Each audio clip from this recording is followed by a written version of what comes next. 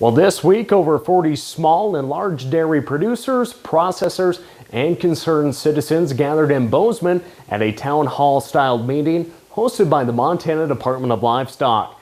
The focus of the meeting was to discuss proposed increases for the dairy assessment fees.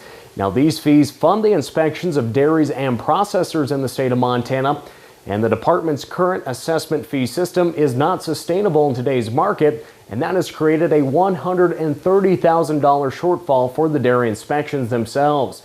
Now, many producers and processors fear that they are at risk of a large financial loss with the new proposed fee increases. Those that attended had their voices heard and shared their solutions to fix this financial situation through the rulemaking process. So we receive public comment either through verbally, through these kinds of meetings, or written. We, the staff at the Department of Livestock, go through those comments and try to address some of the concerns.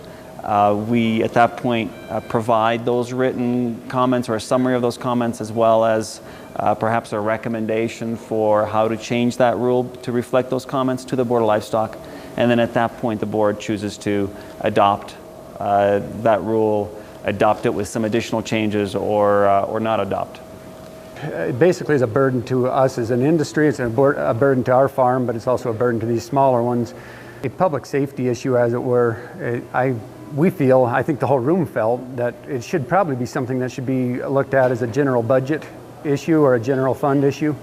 And it's a public safety, public health issue, and basically help for funding it would probably fall on the general fund. You know, I thought the meeting went as well as could be expected. I thought the tone was constructive. We heard a number of recommendations, as well as heard a fair number of frustrations, which is to be expected. And I hope the folks that attended felt like they got heard and thought it was worth their while. I mean, obviously they have to cover their costs.